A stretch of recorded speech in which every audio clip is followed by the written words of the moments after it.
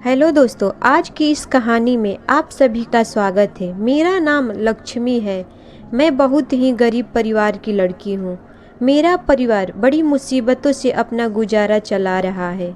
मेरे घर में मेरी शादी अब एक परेशानी बन चुकी है। न जाने कितने रिश्ते अब तक मेरे घर वाले देख चुके हैं, लेकिन किसी को मैं पसंद नहीं आई। दिखने में मैं इतनी अच्छी नहीं हूँ, मेरा रंग गोरा नहीं है। स्वभाव और संस्कार तो मेरे बहुत अच्छे हैं, लेकिन स्वभाव और संस्कार सब बाद में आते हैं, पहले रंग आता है। इसीलिए अभी तक मेरी शादी नहीं हो पाई। फिर एक दिन एक अंकल जी पापा को सामने से एक रिश्ता लेकर आए। लड़के का नाम सुरेश था। उन्होंने पापा को बताया कि लड़का एक छोटी सी प्राइवेट नौकरी करता है, 10,000 कमाता है। तो पापा और मम्मी ने ज़्यादा जांच पड़ताल नहीं की और मेरी शादी पक्की कर दी। मुझसे इस बारे में कुछ भी नहीं पूछा। शादी के लिए मेरे भी कई अरमान थे, लेकिन मेरे पापा मुझे लेकर वैसे भी बहुत परेशान थे। इसीलिए मैं चाहती थी कि पापा की चिंताएं थोड़ी सी कम हो जाएं। इसीलिए मैंने पापा को कुछ भी नहीं कहा। पापा ने अपना पेट काटकर मेरी शादी के लिए कुछ गहने बनवाए थे। ज़्यादा तो कुछ हम दे नहीं पाए और उनकी तरफ से कोई डिमांड भी नहीं थी। मेरे पापा को लगा कि मेरी किस्मत बहुत अच्छी है जो मुझे इतना अच्छा घर मिला है। कुछ दिनों बाद मेरी शादी हो गई और मैं विदा होकर ससुराल आ गई। शादी की पहली रात थी। सुहाग रात को मैं अपने बिस्तर पर बैठी उनका इंतज़ार कर रही थी। मेरे मन में कई तरह के ख्याल थे। मैं थोड़ी घबराई हुई थी। अभी करीब 3 घंटा हो गया था मुझे अपने कमरे में बैठे उनका इंतज़ार करते हुए। 12 बज चुके थे। तभी बाहर से मुझे चिल्लाने की आवाज़ें आने लगी। मैंने दरवाजे के पास जाकर देखा तो सुरेश और उनके पापा में बहस हो रही थी। मुझे लगा कि दरवाज़ा खोलकर बाहर जाऊं, लेकिन मैं वहीं रही। कुछ देर बाद वह ज़ोर से कमरे का दरवाज़ा खोलकर अंदर आते हैं। उनके आते ही कमरे में बहुत दुर्गंध फैल गई। वह बुरी तरह नशे की हालत में थे। लड़खड़ाते हुए फर्श पर ही गिर पड़े। शायद पापा उन्हें यही चिल्ला रहे थे कि वह आज भी पी कर आए हैं। मेरी तो कोई समझ नहीं आया कि मैं क्या करूं। रात भर वह वहीं फर्श पर सोते रहे। सुबह जल्दी उठकर मैं किचन में गई। सास ससुर दोनों मुझसे नज़रें नहीं मिला पा रहे थे। मैं उनके लिए चाय बनाकर कमरे में ले गई। वह कमरे में ही थे। जैसे ही मैंने चाय दी वैसे ही उन्होंने चाय का कप फेंक दिया और बोले, दोबारा हिम्मत मत करना मेरे पास आने की। तू मेरी बीवी नहीं है, इनकी बहू है। बस जाकर उनकी ही सेवा कर। मुझसे दूर रहना, मेरे पास आने की ज़रूरत नहीं है। मेरी सास ने कप गिरने की आवाज़ सुन ली थी। जब मैं किचन में गई तब मेरी सास भी वहां आई और मुझसे बोलती है, पत्नी के आने से पति की ज़िंदगी में बहुत बदलाव होता है। पत्नी के आने के बाद हमने कई बिगड़े आदमी को सुधर देखा है। मैंने यही सोचकर तुम्हारी शादी अपने बेटे से करवाई है कि शायद तुम्हारे आने के बाद वह सुधर जाए। अब तुम्हें ही उसे बदलना होगा। इसमें मैं तुम्हारी पूरी मदद करूंगी। उनके बात मैं सुन रही थी, पर मैं कुछ भी नहीं बोली। सिर्फ इतना ही सोच रही थी कि यह सब मेरे साथ क्या हो गया। जिस बच्चे को उसके माता पिता ही नहीं बदल सके, उसे मैं कैसे बदल सकूंगी। ऐसे लड़के से किसी की शादी करना क्या सही है? वह भी सिर्फ यही सोचकर कि शादी कर देने से सुधर जाएगा। बस यही सब सोचते सोचते मेरा पूरा दिन बीत गया। मैंने किसी से कुछ भी नहीं कहा। रात हो गई। सबको खाना खिलाने के बाद मैं अपने कमरे में गई। देर रात को वह कमरे में आए मेरी तरफ देखा भी नहीं और मैं सो गए।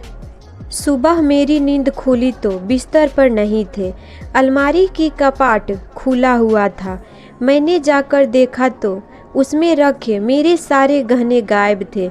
मैं वहीं खड़ी जोर जोर से रोने लगी। मेरे रोने की आवाज़ सुनकर मेरी सास कमरे में आई और मेरे रोने का कारण पूछा। मैंने उन्हें बताया तो वह ज़्यादा कुछ नहीं बोली, सिर्फ यही बोली कि तुम अपनी चीज़ें संभाल कर नहीं रख सकती क्या? सुरेश भी घर पर नहीं थे। मैं समझ गई कि वहीं शायद मेरे गहने भी लेके गए हैं। उस दिन पूरा दिन और पूरी रात वह घर पर नहीं आए। मेरे मन में तो आया कि पापा को फ़ोन करके पूछूं कि आपने किस लड़के से साथ मेरी शादी करवा दी, लेकिन फिर मुझे लगा कि अब बोलने से क्या फ़ायदा, अब तो शादी हो गई है और अब यह सब मुझे ही तो झेलना होगा, चाहे रोकर या खुशी से। मैं यही सब सोचकर अपने कामों में लग गई। मैं अपना दुख किसी से भी कह तो नहीं सकती थी। 3 दिन बाद सुरेश घर पर आए।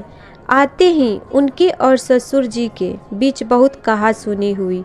मेरी सास ने मुझे फिर ताना मारा कि बहू लाए थे, सोचा था कि चलो बेटा संभल जाएगा, लेकिन उसके आने के बाद तो यह ज़्यादा बिगड़ गया है। मैंने भी सोचा कि मैं इतनी जल्दी तो हार नहीं मानूंगी, इसीलिए मैंने अपने आंसू रोक ली। मैंने उनसे फिर बात की। मैंने पूछा, आप क्या चाहते हैं? ऐसे ही ज़िंदगी को आगे बढ़ाना है या आपने कुछ सोचा है? वह बोले, तुझे जो करना है तू कर, मुझे तेरी शक्ल भी नहीं देखनी। मुझे थोड़ा गुस्सा आया और मैं बोली, फिर आपने शादी क्यों की है? वह जोर से बोले, शादी मेरे घर वालों के कहने पर की है। मुझ पर कर्जा था 2 लाख का, उन्होंने तभी जब मैं शादी को माना। मैंने फिर बोला, तो फिर आपने मेरे गहने भी इसीलिए लिए थे। बस मेरा इतने बोलने पर ही उन्होंने मुझे जोर से चाटा मार दिया। मैं जैसे सुन्न पड़ गई। अभी शादी को 7 दिन भी नहीं हुए और मेरे साथ यह सब क्या हो रहा है? अब मैं रात भर सो नहीं पाई। मैं अपने भविष्य के बारे में सोच रही थी और मेरे सामने कई विकल्प थे जिसमें से मुझे चुनना था। रात भर मैं यही सब सोचती रही। फिर सुबह हुई। मैंने अपना फैसला कर लिया था। मैंने अपने पिता को फ़ोन किया और उन्हें सारी बात बताई। मेरे पिता ने कहा, अब जैसे भी हो वहीं तुम्हारा घर है, वहीं तुम्हें रहना है, वह चाहे जैसा भी हो, तुम्हें वहीं रहना है। अब तुम यहाँ वापस नहीं आओगी। तुम्हारे लिए इस घर के दरवाजे बंद हो चुके हैं। मेरे पिता से मुझे यह उम्मीद नहीं थी। उनकी बातें सुनकर मैं हैरान हो गई। उनकी सोच पर मुझे बहुत गुस्सा आ रहा था। क्या शादी करने के बाद एक पिता का अपनी बेटी से कोई रिश्ता नहीं होता? क्या शादी करके उसकी सारी जिम्मेदारी समाप्त हो जाती है? फिर बेटी मरे या जिए, उससे उसके पिता से कोई मतलब नहीं होता। अब आखिर मैं क्या करती? रोते हुए अपनी किस्मत को कोसते हुए उसी घर में रह रही हूँ। आखिर बेटी का सहारा तो मायका ही होता है, और जब वहीं अपनाने से इनकार कर दे तो बेटी कहाँ जाएगी? यही सब सोचकर अपना जीवन बिता रही थी। पति की मार, सास के ताने सुनकर मेरी जिंदगी कट रही थी। एक दिन मेरे पति ने शराब पीकर मुझे बहुत मारा और मेरी सास ने भी अपने बेटे का ही साथ दिया। एक दिन तो ऐसा हुआ कि मेरी सहेली मुझे मेरे घर मिलने आई थी और रात को मेरे घर पर ही रुकी थी, लेकिन मेरे पति ने नशे की हालत में उसके साथ ज़बरदस्ती क्रिकेट खेल डाला। अब मेरी हिम्मत जवाब देने लगी थी। अब मुझ में और सहने की क्षमता नहीं बची थी। मैंने सोच लिया था कि अब मुझे इसके खिलाफ आवाज़ उठानी चाहिए। आखिर कब तक मैं इसे तरह इनके अत्याचार सहती रहूँगी। मैं पुलिस स्टेशन गई। मैंने अपने पति और ससुराल वालों पर घरेलू हिंसा का केस कर दिया। पुलिस वालों ने मेरे पति और ससुर के खिलाफ कार्रवाई शुरू कर दी और उन्हें जेल में बंद कर दिया। अब उन्हें कड़ी से कड़ी सज़ा दी जाएगी। हमें अपने खिलाफ हो रहे अत्याचार के खिलाफ आवाज़ उठानी ही पड़ती है। हमें अन्याय को यह सोचकर नहीं सहना चाहिए कि एक दिन सब कुछ ठीक हो जाएगा। इससे उनकी हिम्मत और भी बढ़ जाती है। जब मैं अपनी ज़िंदगी खुशी खुशी अपनी मर्जी से ही जी रही हूँ, अकेली हूँ पर अब खुश हूँ और मेहनत करके अपनी ज़िंदगी बिता रही हूँ। दोस्तों, वीडियो अच्छी लगी हो तो चैनल को भी सब्सक्राइब ज़रूर कर देना। मिलते हैं अगली वीडियो में।